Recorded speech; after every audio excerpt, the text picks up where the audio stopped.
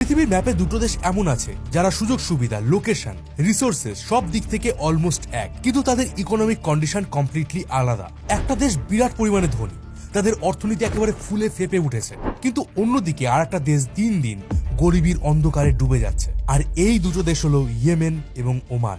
ভৌগোলিকভাবে এই দুটো দেশই আরবের দক্ষিণ প্রান্তে রয়েছে। দুটো দেশের আয়তন অলমোস্ট সেম, দুজনের কাছেই প্রায় সমান পরিমাণে ন্যাচারাল গ্যাস এবং অয়েল রিজার্ভ রয়েছে। আর সারপ্রাইজিংলি দুজনের কাছেই দুটো ভীষণই ইম্পর্টেন্ট ইন্টারন্যাশনাল ট্রেড রুট রয়েছে। যেমন ওমানের কাছে আছে স্ট্রেট অফ হরমুজ, এই রাস্তা দিয়ে পারস্য উপসাগরে আসা সমস্ত তেল আর গ্যাস ওমান হয়ে সম্পূর্ণ পৃথিবীতে যায়। আর অন্যদিকে ইয়েমেনের কাছে রয়েছে বাব আল মান্দিব স্ট্রেট। এশিয়া এবং ইউরোপের প্রায় 80% ট্রেড এই রুটটা থেকেই হয়।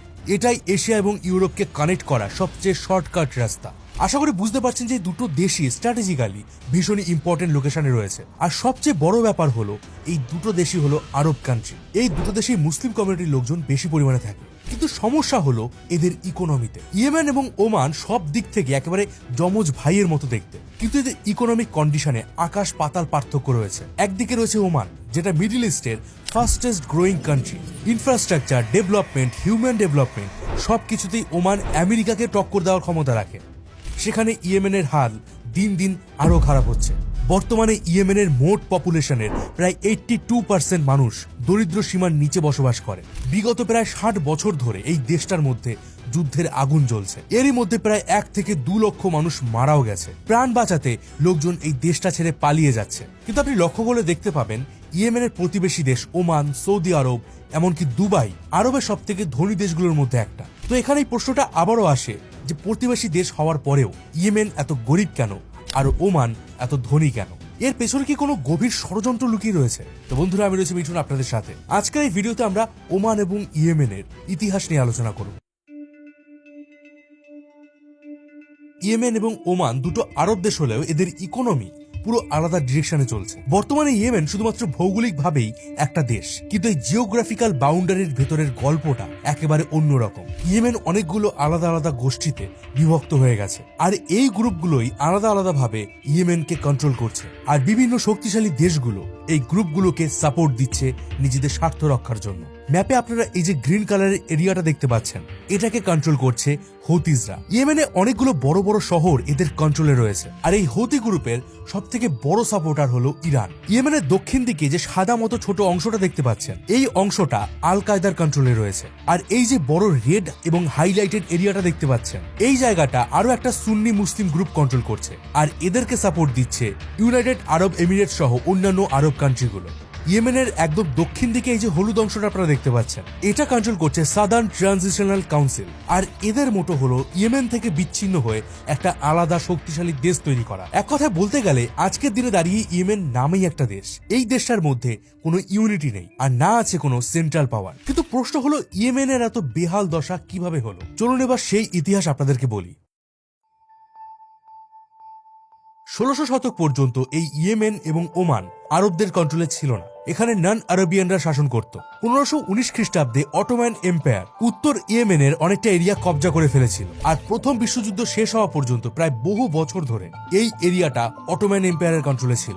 অন্যদিকে 1507 খ্রিস্টাব্দে পর্তুগিজরা ওমানের দক্ষিণ দিকের পুরো এরিয়াটাকে দখল করে নিয়েছিল। আর ওমানে পর্তুগিজরা তাদের কলোনি তৈরি করেছিল। তবে পর্তুগিজরা ওমানে মাত্র 100 বছর শাসন করেছিল, কারণ এই সময়ের মধ্যেই ওমানে যে সাধারণ জনগণ ছিল তারা একজোট হয়ে পর্তুগিজদের বিরুদ্ধে লড়াই শুরু করে। আর শেষ পর্যন্ত 1650 খ্রিস্টাব্দে তারা পর্তুগিজদের নিজেদের দেশ থেকে বের করে দেয়। আর সে সময় ওমানের রাজধানী মাস্কাট ফাইনালি ওমানীয়দের কন্ট্রোলে চলে আসে। আর এখান থেকে শুরু হয় ওমানীয় রাজবংশের শাসন। যে সময় ওমানে পর্তুগিজদের শাসন ছিল, সে সময় পর্তুগিজ বণিকরা এই ওমানকে বেস করে পুরো ভারত মহাসাগর জুড়ে তাদের ট্রেডকে বিস্তৃত করেছিল।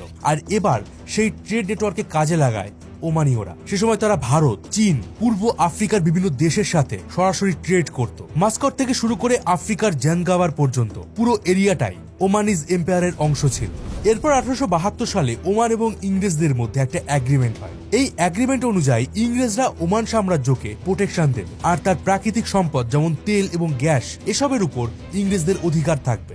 এই অ্যাগ্রিমেন্টের ভ্যালিডিটি শেষ হয় 1951 সালে, আর এই বছরই ওমান ব্রিটিশদের থেকে স্বাধীনতা লাভ করে। এরপর যে সুলতান ওমানে ক্ষমতায় আসেন, সুলতান সাইদ বিন তাইমুর, তিনি এতটাই আল্ট্রা কনজারভেটিভ ছিলেন যে তিনি ওমানের সমস্ত রকম টেকনোলজিক্যাল ডেভেলপমেন্টকে ব্যান করে দেন। সুলতানের নিয়ম এতটাই কঠোর ছিল যে কেউ 15 মিনিটের বেশি পাবলিকলি কথা বলতে পারতো না, মেয়েরা বাড়ির বাইরে কাজ করতে পারতো না, এমনকি কেউ সানগ্লাসও ইউজ করতে পারতো না, কারণ সানগ্লাসকে একটা ওয়েস্টার্ন ট্র্যাডিশন মনে করা হতো। সুলতানের এই সমস্ত অদ্ভুত নিয়মে সবাই বিরক্ত হয়ে উঠেছিল, আর সুলতানের পপুলারিটি দিন দিন কমতে শুরু করেছিল। এই সময় ওমানের অয়েল ইন্ডাস্ট্রি একেবারে ফুলে ফেপে উঠেছিল, আর সম্পূর্ণ ইউরোপ এই অয়েল ইন্ডাস্ট্রির উপর ডিপেন্ডেন্ট ছিল। আর ওমান জিওপলিটিক্যালি এতটাই ইম্পর্টেন্ট ছিল যে ইংরেজরা আবারও যে কোনো উপায় ওমানের উপর কন্ট্রোল পেতে মরিয়া হয়ে উঠেছিল। এই জন্য 1970 সালে ইংরেজরা সুলতানের নিজের ছেলে কাবুস বিন সাইদকে সুলতানের এগেনস্টে লড়াই করার জন্য তাকে ইনফ্লুয়েন্স করে। শেষমেশ 1970 সালের 23শে জুলাই সুলতানের নিজের ছেলে তাকে তার ক্ষমতা থেকে সরিয়ে সিংহাসনে বসেন। বাবার বিরুদ্ধে ছেলের এই লড়াই শুনতে খারাপ লাগলেও এটা কিন্তু ওমানের জন্য ভীষণই লাকি ছিল, কারণ এই সময় থেকেই ওমানের ভাগ্য পুরোপুরি বদলে গিয়েছিল। সুলতান কাবুস একজন ভীষণই ট্যালেন্টেড এবং দূরদর্শী লিডার ছিলেন। এমনটা নয় যে সুলতান ডেমোক্রেটিক ছিলেন, কিন্তু তার দেশের জনগণের জন্য তিনি যে কোনো পরিস্থিতির মুখোমুখি হতে রাজি ছিলেন। ওমানের ক্ষমতা দখল করার কয়েক বছরের মধ্যেই তিনি ওমানের সোসাইটিকে পুরোপুরি বদলে ফেলেছিলেন। 1970 সালে যখন তিনি ওমানের সুলতান হয়েছিলেন, তখন সম্পূর্ণ ওমান জুড়ে মাত্র 3টি স্কুল, 19টা হাসপাতাল এবং মাত্র 10 কিলোমিটার পাকা রাস্তা ছিল। কিন্তু ওমানের ক্ষমতা কাবুসের হাতে আসার মাত্র 15 বছরের মধ্যে ওমানের ছবিটা পুরোপুরি বদলে গিয়েছিল। 1985 সালে ওমানে 500টা স্কুল, 100টা হাসপাতাল এবং 3000-এরও বেশি পাকা রাস্তা তিনি তৈরি করেছিলেন। এমনকি তিনি প্রথমবার ওমানে মেয়েদের ভোট দেওয়ার অধিকার দিয়েছিলেন, যাতে তারা নিজেদের পছন্দ মতো মেম্বারের জন্য ভোট দিতে পারে এবং নিজেদের মতামত তারা সবার সামনে রাখতে পারে। ওমানের প্রাকৃতিক গ্যাস, তেল এ সমস্ত এক্সপোর্ট করে যা টাকা আসতো, সুলতান সব টাকা আবার ওমানের ডেভেলপমেন্টে এবং ওমানের লোকজনের সুযোগ সুবিধার জন্য খরচ করতেন। এমনকি ওমানে যে সমস্ত বড় বড় ব্রিটিশ কোম্পানিগুলো ছিল, তাদেরকে স্ট্রিক্টলি ওমানের রুলসকে ফলো করানো হতো। কাবুস সরকারের রুলস অনুযায়ী প্রত্যেকটা অয়েল প্ল্যান্টে শুধুমাত্র লোকাল ওমানিগরাই কাজ করতে পারবে, অন্য কোনো দেশের লোক সেখানে কাজ করতে পারবে না। এই রুলের পেছনেও সুলতানের একটা দারুণ প্ল্যানিং ছিল। ওমানের কাছে তখন খনি থেকে তেল তোলার মতো উন্নত মানের টেকনোলজি ছিল না, তাই বাধ্য হয়ে সুলতানকে তখন অন্য দেশগুলোর কোম্পানিগুলোকে তেল তোলার পারমিশন দিতে হতো। সুলতান ভালো করে জানতো যে এই ফরেন কোম্পানিগুলোর সাথে কাজ করতে করতে লোকাল ওমানিওরা এই কাজে এক্সপার্ট হয়ে যাবে এবং তারা তেল উত্তোলনের সম্পূর্ণ টেকনোলজিটাকে শিখতে পারবে, আর সে সময় তাদেরকে অন্য দেশের উপর ডিপেন্ডেন্ট হতে হবে না, তারা নিজেরাই নিজেদের অয়েল ইন্ডাস্ট্রিতে রাজ করতে পারবে। সুলতান কাবুসের এই দূরদর্শিতার জন্য ওমানের গ্রোথ লাফিয়ে লাফিয়ে বাড়তে শুরু করে এবং তাদের জীবনযাত্রার মান আরো উন্নত হয়। শুধু তাই নয়, সুলতান এটাও বুঝতে পেরেছিলেন যে শুধুমাত্র তেলের উপর ভরসা করে ওমান বেশি দূর এগোতে পারবে না, কারণ অয়েল রিজার্ভ একদিন শেষ হয়ে যাবে। তাই তেলের উপর নির্ভরতা কমানোর জন্য পশ্চিমা দেশগুলো কোনো উন্নত টেকনোলজি আবিষ্কার করবে, আর এই বিপদ থেকে ওমানকে রক্ষা করার জন্য সুলতান কাবুস ওমানে ট্যুরিজম প্রমোট করতে শুরু করেন। শুধুমাত্র 2023 সালেই প্রায় 40 লক্ষেরও বেশি ফরেনার ওমানে ভিজিট করেছিল, আর এর থেকে ওমানে প্রায় কয়েক বিলিয়ন ডলার ইকোনমিক বুস্ট এসেছিল। এছাড়া সেই সময় ওমানে সবাইকে রিলিজিয়াস ফ্রিডম দেওয়া হয়েছিল, মানে কেউ শিয়া হোক, সুন্নি হোক বা যে কোনো ধর্মের হোক, সবার নিজের নিজের ধর্ম পালন করার স্বাধীনতা ছিল। আর এই ধর্মীয় স্বাধীনতার জন্য ওমান বাকি দেশগুলোর কাছে ভীষণই ইম্পর্টেন্ট হয়ে ওঠে। পৃথিবীর প্রায় প্রত্যেকটা দেশই ওমানকে রেসপেক্ট করে। মিডল ইস্টের যে কোনো প্রবলেমে ওমান মিডিয়েটর হিসেবে কাজ করে। তবে এই রেসপেক্টের আরো একটা কারণ আছে, ওমান সরাসরি কোনো যুদ্ধ বা ষড়যন্ত্রে সরাসরি ইনভলভ হয় না, তাই মিডল ইস্টের যে কোনো প্রবলেমে ওমান মিডিয়েটর হিসেবে কাজ করে। যেমন সৌদি আরব এবং ইরানের শান্তি চুক্তি ওমানেই হয়েছিল। ইভেন সুলতান কাবুস ইরান এবং ইসরায়েলের মধ্যেও শান্তি চুক্তি করানোর জন্য অনেক চেষ্টা করেছিলেন। ইভেন 2015 সালে আমেরিকা এবং ইরানের মধ্যে হওয়া নিউক্লিয়ার ডিল ওমানের জন্যই সম্ভব হয়েছিল। এখনো পর্যন্ত মিডল ইস্টে যতগুলো যুদ্ধ হয়েছে, সেটা ইরাক ইরান যুদ্ধ হোক, হৌতিস এবং সৌদি আরব যুদ্ধ হোক বা কাতারের বয়কট, সবেতেই ওমান নিউট্রাল থেকে এসেছে। আর এই নিউট্রাল ইমেজটাই ওমানকে মিডল ইস্টের সবচেয়ে স্টেবল কান্ট্রি হিসাবে টিকিয়ে রেখেছে। ওমানকে এক কথায় মিডল ইস্টের সুইজারল্যান্ডও বলা যায়, কারণ সুইজারল্যান্ড যেভাবে পৃথিবীর যে কোনো সমস্যাতে একেবারে নিউট্রাল থেকে শান্তিপূর্ণ সমাধান বের করার কথা বলে, সেরকমই মিডল ইস্টের সমস্ত কনফ্লিক্টের সমাধানের জন্য ওমান সবসময় মধ্যস্থতার কাজ করে, যে কারণে আর সম্পূর্ণ ওমান জুড়ে কোথাও বিদ্রোহ নেই, দাঙ্গা নেই, আছে শুধু শান্তি।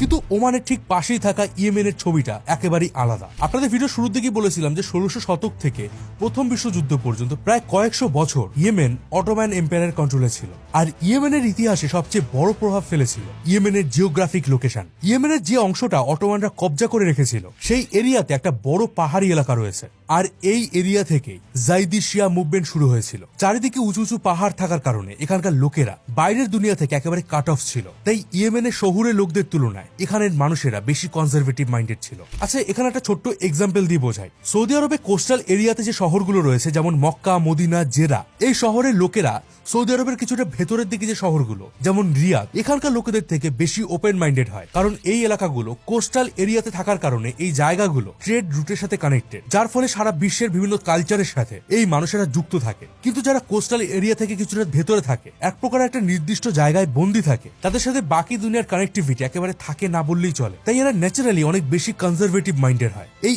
একই অবস্থা হয়েছিল ইয়েমেনের। উত্তর ইয়েমেনের জাইদি শিয়া কমিউনিটির লোকেরা প্রায় 400 বছর ধরে অটোমানদের বিরুদ্ধে লড়াই চালিয়ে গেছে এবং ফাইনালি 1918 সালে প্রথম বিশ্বযুদ্ধের পর যখন অটোমান সাম্রাজ্য হেরে যায়, তখন এই জাইদি শিয়া গ্রুপের লোকেরা সেই সুযোগে সম্পূর্ণ উত্তর ইয়েমেন কবজা করে নেয়। আর এরপর থেকে জাইদি শিয়াদের কিং উত্তর ইয়েমেনকে কন্ট্রোল করত।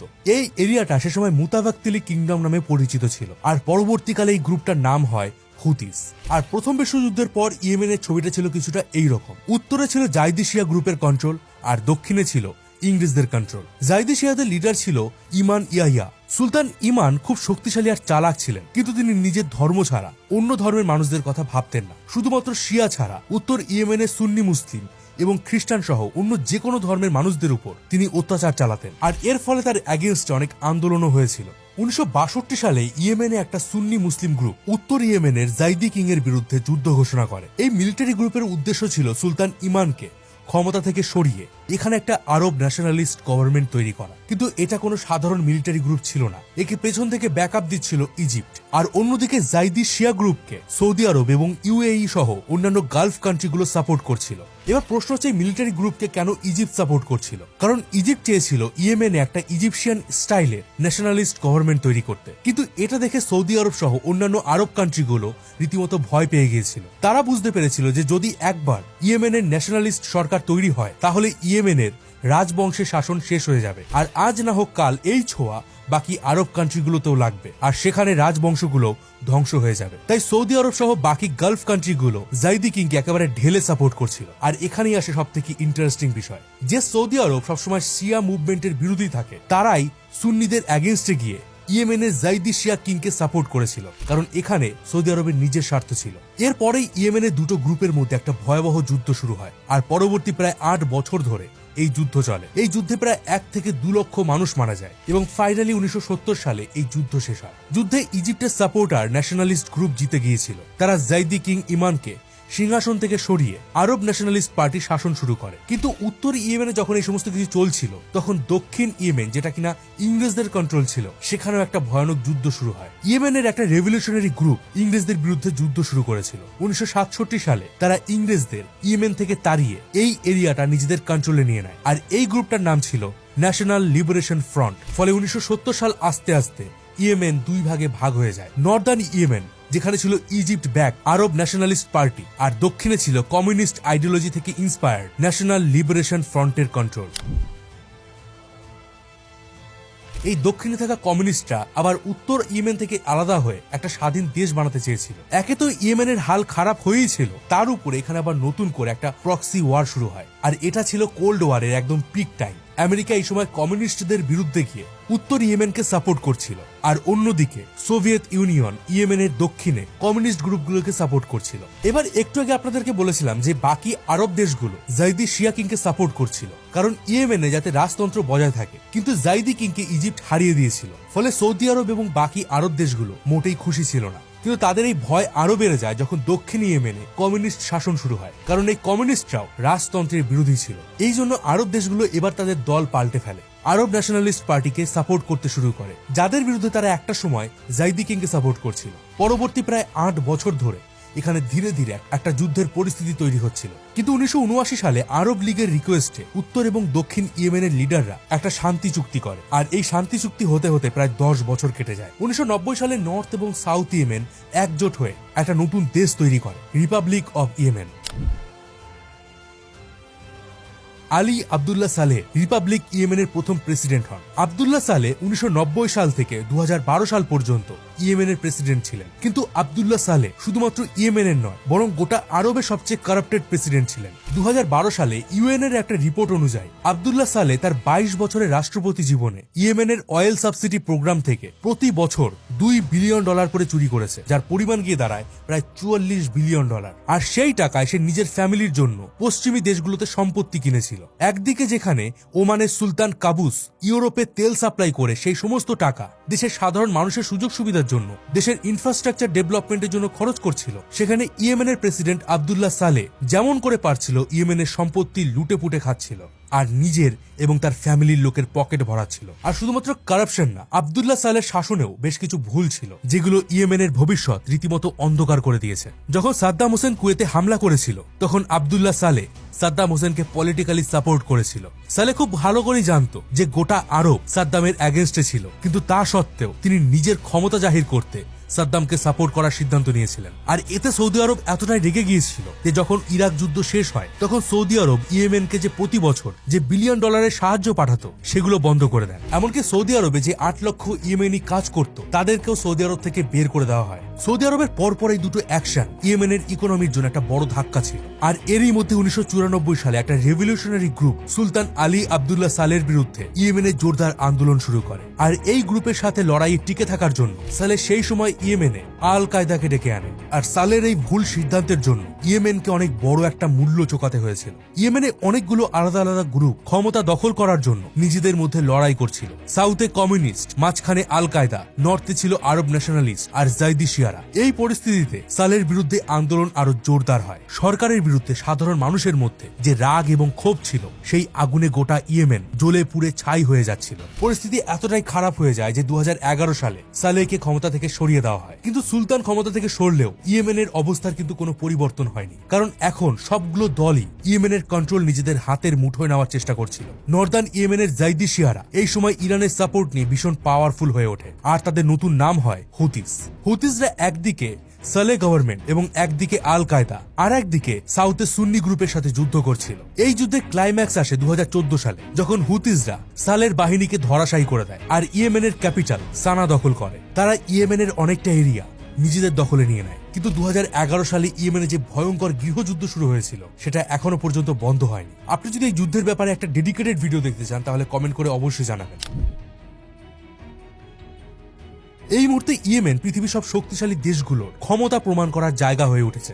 Iran, Saudi Arab, United Arab Emirates, America, Russia সবাই নিজেদের লাভের জন্য ইয়েমেনে আলাদা আলাদা গ্রুপকে ব্যাক সাপোর্ট দিচ্ছে। আর আলটিমেটলি এই যুদ্ধের ফলে ভুগছে ইয়েমেনের সাধারণ মানুষেরা। দেশটার প্রায় 20%-এরও বেশি মানুষ দুবেলা ঠিকভাবে খেতে পায় না। এক্সট্রা কোনো ফ্যাসিলিটিস এর কথা তো ছেড়েই দিন। যুদ্ধ, হানাহানি, রক্তপাত এখানে প্রতিদিনের ঘটনা। লক্ষ লক্ষ মানুষ ঘর বাড়ি হারিয়ে রাস্তায় এসে নেমেছে। দেশের ইয়ং জেনারেশনের কোনো ফিউচার নেই। সময় যত এগোচ্ছে ইয়েমেন স্বার্থের রাজনীতির ফাঁদে আষ্টে পৃষ্ঠে জড়িয়ে যাচ্ছে। আর এটাই হলো একজন ভালো এবং খারাপ লিডারের পার্থক্য। একজন ভালো লিডার ওমানকে রাতারাতি বদলে দিয়েছিলেন আর খারাপ লিডার ইয়েমেনকে একেবারে ধ্বংস করে দিয়েছে। এরকম একজন ভালো লিডার কিন্তু জর্ডানেও আছেন। জর্ডানের আশেপাশে দেশগুলোতে যুদ্ধ চললেও জর্ডান কিন্তু আজও তাদের দেশের শান্তি বজায় রাখতে পেরেছে। এর কারণ কি এই বিষয়ে ডিটেলসে জানার জন্য এই ভিডিওটা দেখুন। আজকে ভিডিওটা কেমন লাগলো কমেন্ট করে অবশ্যই জানান। আর দেখা হবে পরের ভিডিওতে। ততদিন ভালো থাকবেন, সুস্থ থাকবেন। আর আমি ছিলাম মিঠুন আপনাদের সাথে।